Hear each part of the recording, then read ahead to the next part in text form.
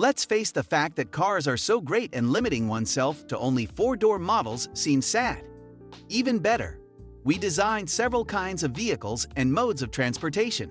Thus, if you're thinking about getting a new car, think twice before choosing a Toyota, especially since you might end up with an odd or futuristic vehicle in place of it.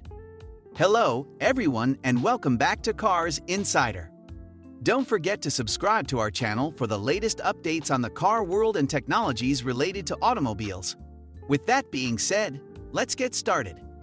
You only get one chance to live, so it doesn't matter if you want to purchase something securely, have kids to carry around, or require something useful. So what are the things which you look for in such vehicles? And is it worth it to have such vehicles? And who owns such vehicles? Of course, we're just kidding.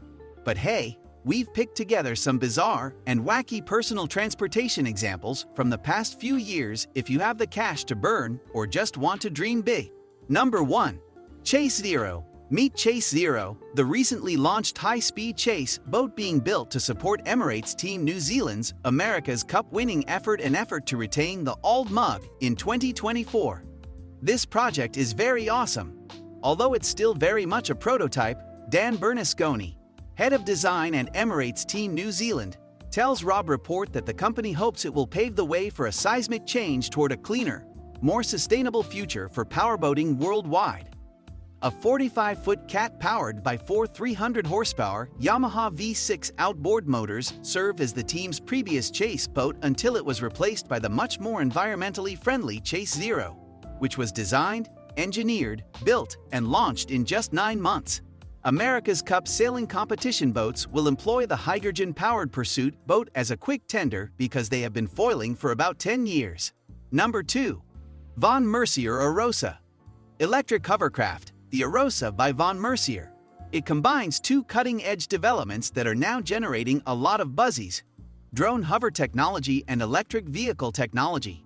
This luxury-designed amphibious vehicle delivers high-performance features that are proven to be very helpful. The first premium sports hovercraft ever made.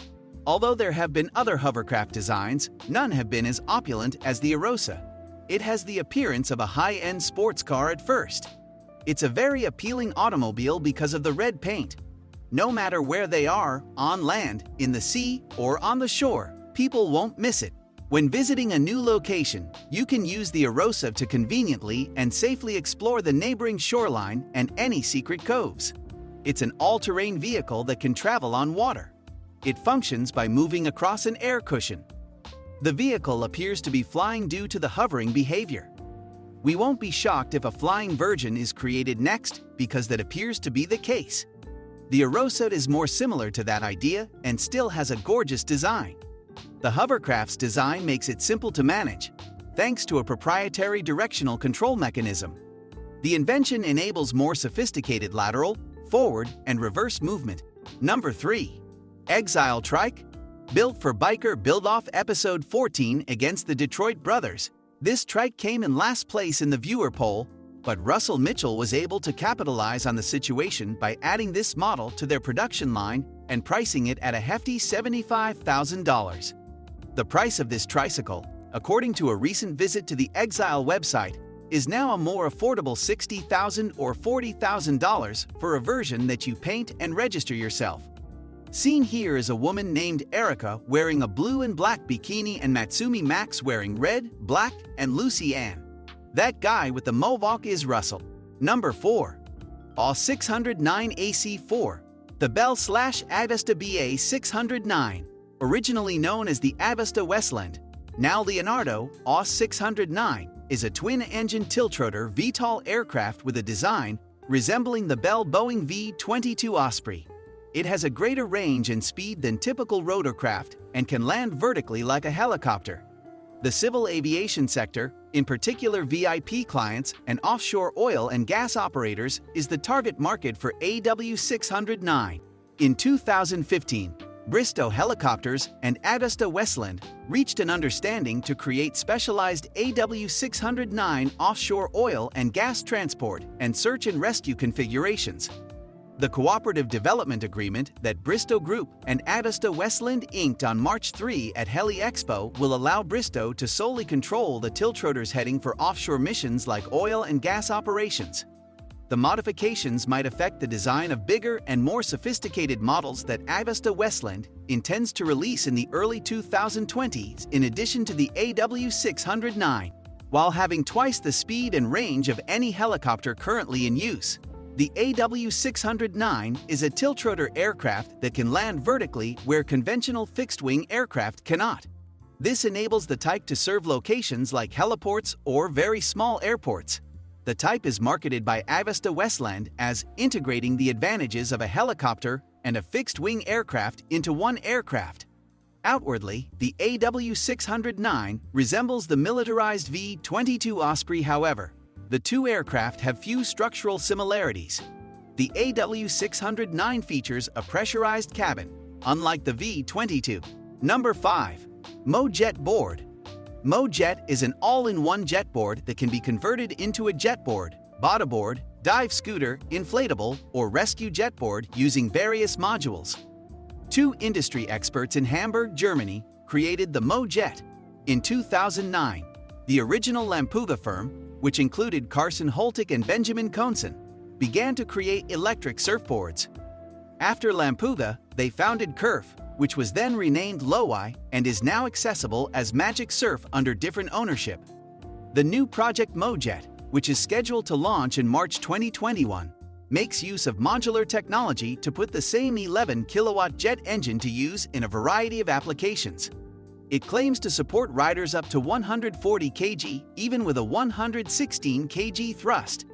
This all-in-one jet board may be converted into the following items by switching out its 5 distinct nose modules in a matter of minutes: a jet board electric, a bodyboard with electricity called Buddy NX1, an underwater scooter, jet board inflatable, an electric surfboard for rescue. It is lightweight and portable because there are no parts that are longer than 95 cm or heavier than 17 kg. A 2.4 GHz remote control accelerates the board in jetboard, inflatable, or rescue jetboard mode when in diving. Number 6. Cuberg Ranger. Cuberg, a Czech manufacturer of electric motorcycles, has recently debuted a new model called the Cuberg Ranger. The Ranger has a unique design that blends elements of an electric scooter and a dirt bike.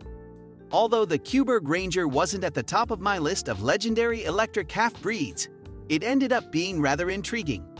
It has a 14-kilowatt, 18.8 horsepower electric motor that propels the dirt bike to a top speed of 80 km/h, 50 miles per hour.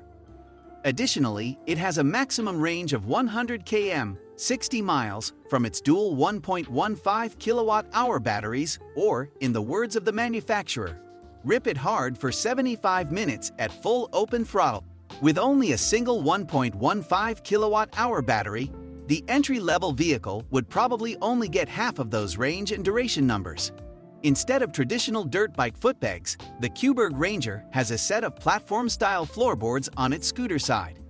Additionally, it has an airlift seat that can be stowed away for challenging standing-only trail riding or raised again for seated rides that are more relaxing. A fun-riding Weird Mobile is the result of combining the enormous torque of the tiny 14-inch rear wheel with the ride of the Manitou Dorado 180mm travel fork and D&M burner rear shock.